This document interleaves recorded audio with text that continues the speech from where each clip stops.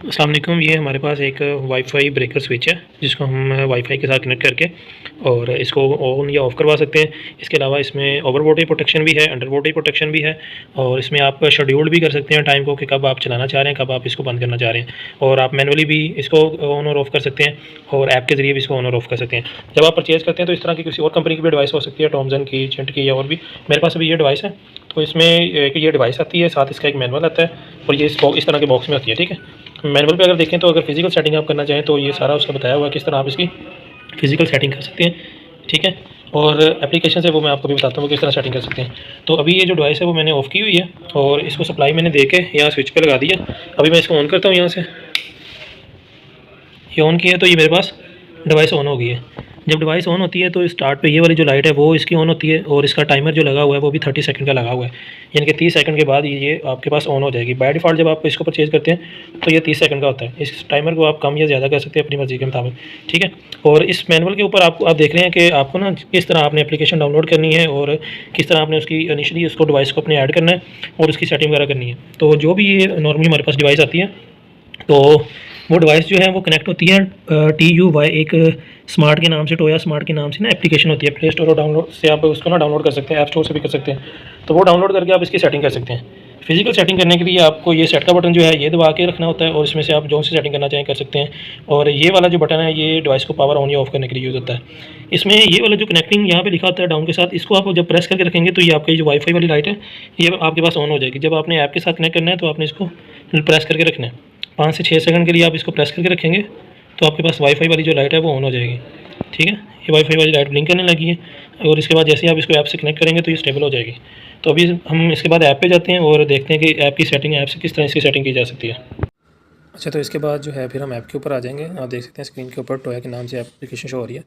मैं इसके ऊपर क्लिक करूँगा। फर्स्ट टाइम आपके पास इस तरह का इंटरफेस आता है, यहाँ से आपने एग्री कर देना है।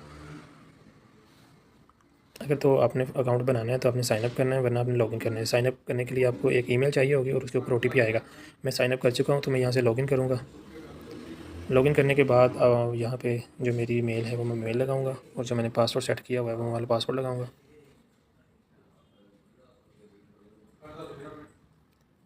ओके करने के बाद मैं यहाँ से लॉगिन करूँगा। तो लॉगिन होने के बाद मेरे पास ऐप जो है वो इस तरह शो करना शुरू कर देगी, ठीक है। तो यहाँ पर टॉप राइट कॉर्नर में आपको प्लस का साइन नज़र आ रहा है, तो आपने प्लस के साइन के ऊपर क्लिक करना है अपने डिवाइस को ऐड करने के लिए।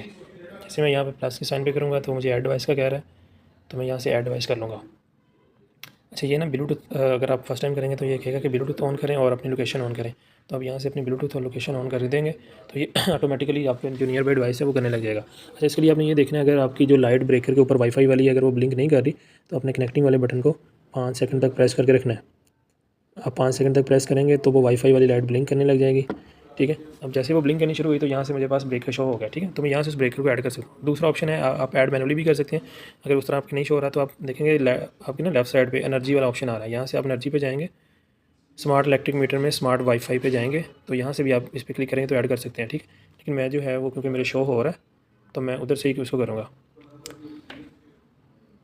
कंटिन्यू टू ऐड करूँगा मैं, ठीक है। अब ये मेरे पास ना जो मैंने इंटरनेट इसके साथ कनेक्ट करना है वो हो जाएगा। लेकिन इसमें आपने ये बात ध्यान में रखनी है कि ये जो वाईफाई सेलेक्ट करेगा ये सिर्फ 2.4G को ही करेगा।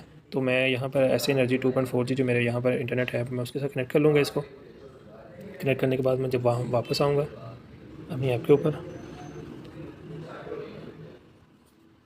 तो ये मेरे पास ऐसे एनर्जी 2.4G हो गया और इसका पासवर्ड जो है मेरे पास वो जो आ रहा है मैंने उसको लगा दिया। करने के बाद मैं इसको नेक्स्ट पे करूँगा तो ऊपर 1 डिवाइस बीइंग एडेड जो है ना वो आपके पास शो होना शुरू हो जाएगा।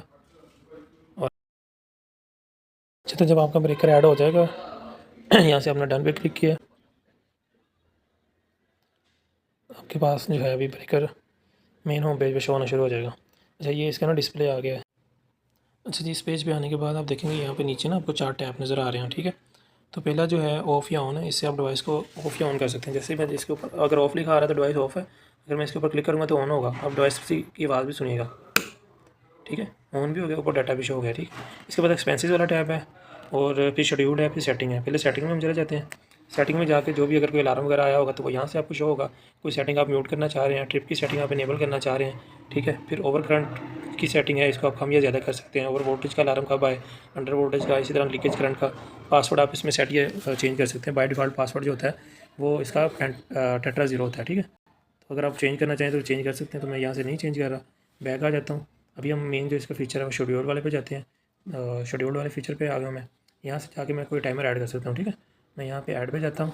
12:56 हुए हैं तो मैं 12:57 पे, आप देखें यहाँ पे रिपीट है, नोट है, नोटिफिकेशन है और स्विच है।